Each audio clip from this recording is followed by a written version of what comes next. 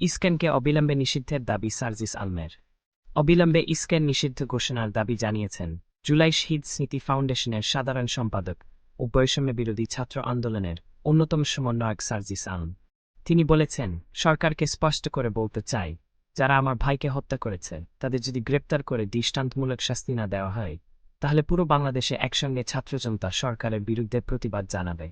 বুধবার দুপুরে চট্টগ্রামের জমিয়াতুল ফালাহ জাতীয় মসজিদ প্রাঙ্গণে হত্যার শিকার আইনজীবী সাইফুল ইসলাম আলিফের জানাজা শেষে তিনি সাংবাদিকদের এসব কথা বলেন।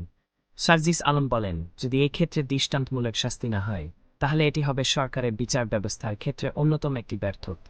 যারা ইস্ক্যান নামে উগ্রপন্থী হিন্দুত্ববাদী মনোভাব বাংলাদেশে ছড়াচ্ছে, বাংলাদেশের স্থিতিশীলতার জন্য ও শান্তিপূর্ণ পরিবেশের জন্য তাদেরকে অবিলম্বে নিষিদ্ধ করতে হবে।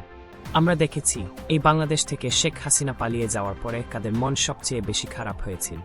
আমরা আমাদের জায়গা থেকে স্পষ্ট দেখেছি, যখন এই বাংলাদেশে অভ্যুত্থান পরবর্তী সময়ে একটি অস্থিতিশীল পরিবেশ হওয়ার কথা ছিল, তখন কিভাবে আমাদের এই মাদ্রাসার ভাইয়েরা ওই মন্দিরে গিয়ে পাহারা দিয়েছে।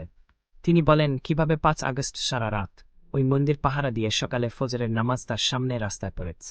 সেখানে এই সহানুভূতিকে কেউ যদি প্রশ্রয় হিসেবে দেখে, আমরা স্পষ্ট করে বলে দিতে চাই, শুধু অন্তর্বর্তীকালীন সরকার নয়, বৈষম্য বিরোধী ছাত্র আন্দোলন নয়, নাগরিক কমিটি নয়, পুরো বাংলাদেশ একসঙ্গে এসব উগ্রপন্থীকে প্রতিহত করবে।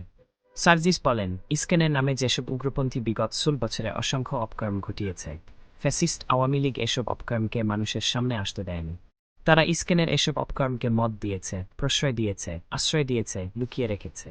কিন্তু তাদের চরিত্র কি, তারা কিভাবে মানুষকে জবাই করে, এই দৃশ্য আমরা গতকালকে দেখেছি।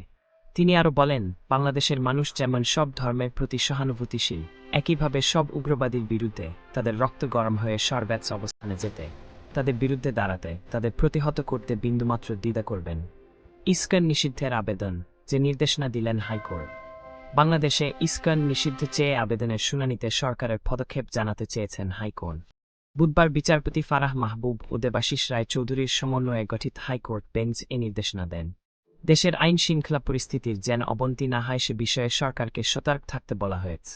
আন্তর্জাতিক কৃষ্ণ ভাবনামৃত সংঘ ইস্ক্যান নিষিদ্ধ চেয়ে এবং যে কোনো অপ্রীতিকর পরিস্থিতি এড়াতে চট্টগ্রাম ও রংপুরে জরুরি অবস্থা জারির নির্দেশনা চেয়ে হাইকোর্টে আবেদন করেন আইনজীবী মনিরুজ্জামান।